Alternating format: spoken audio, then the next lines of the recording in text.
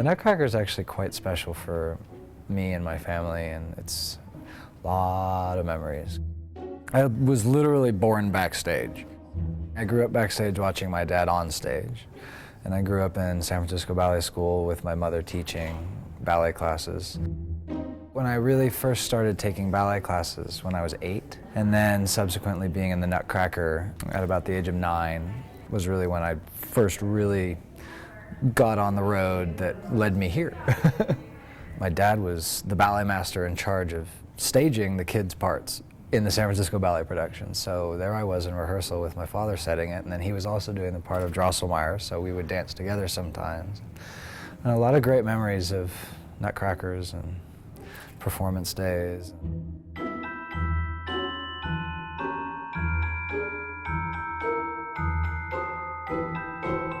It was a magical time in my life, actually. It was kind of wonderful. And it's funny how the Nutcracker, every time I hear the overture, it just brings back this flood of memories from that time in my life. In high school, I found the drama department and the actors and the people, and you know, I think part of me really missed the stage and the theater and the kind of people that surrounded that.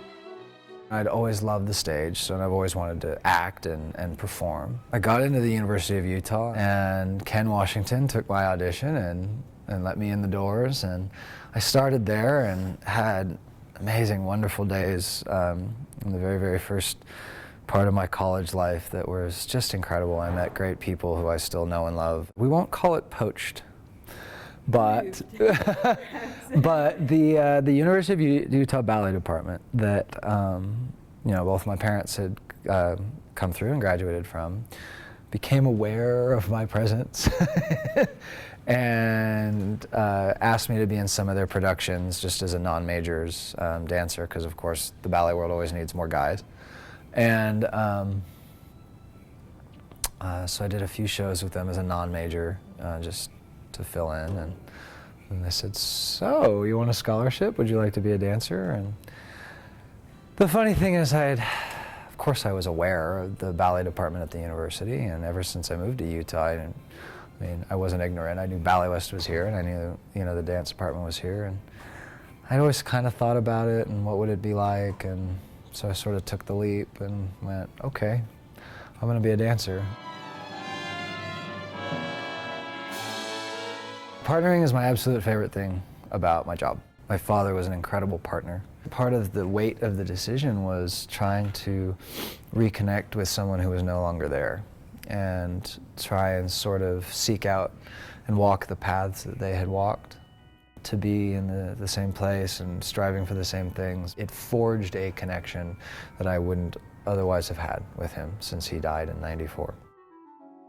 I held on to it a lot, and it was really painful and really awful, and just sort of this giant empty void that I was trying to deal with, because he was such a huge part of my life and such a great hero and friend as well as a father. And I think it imbued me with a lot, a sense of pride and a sense of honor. But as the years have gone on and I've sort of come to peace with his passing, I've realized that,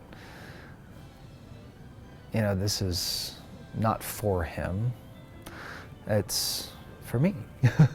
I'm doing this because I want to, and because I recognize what it is to be an artist and a dancer, and what an incredibly difficult and great endeavor it is to really try and own this and perfect this and inspire people through your performance.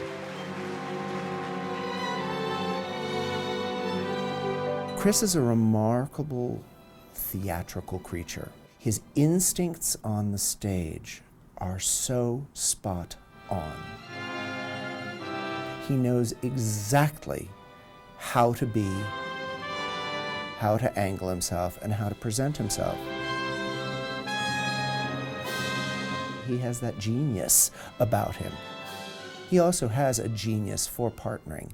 I've never met anyone who so instinctually knows how and when to hold a woman or support her in their dancing, and he just gets that. He just gets that. For him, it's not just about like his solo or how he dances by himself, you know. He cares more about how the partnering goes and taking care of the ballerina and making sure I look great every step. And it's just, I mean, you don't find that everywhere. And for someone to care so much and work so hard to make you look good, it's just, it's hard to find. Anyone who knows me, I have two speeds. I have 0 or 100. There's no kind of in between. And I actually, when I really try to really remember the moment when I decided it was, okay, no, I'm gonna go for this. You know, this is sort of how my life began. Kind of took a break, but I really think that's what I'm supposed to do. I think one of the things that makes Chris such a good role model for the other dancers in the company is that they always see his 1000% commitment.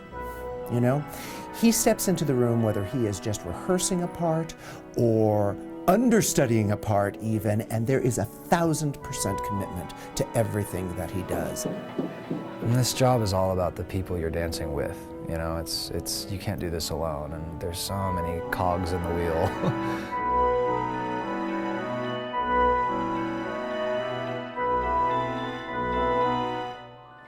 What I really remember and hold on to the most is the camaraderie, especially during Nutcracker and especially during the winter and the cold months, because, you know, you all kind of seem like you're packed in and huddled inside in the theater and you're all working towards this common goal, and that's really what I remember most, not specifics, but just the general feeling of, you know, family and of community with your fellow dancers. That's really what I take away from this. And it's funny how it never changes. It's always been like that since I was 9 to when I'm 38. It's always been like that amongst the dancers. Night. Yeah. It's beer 30.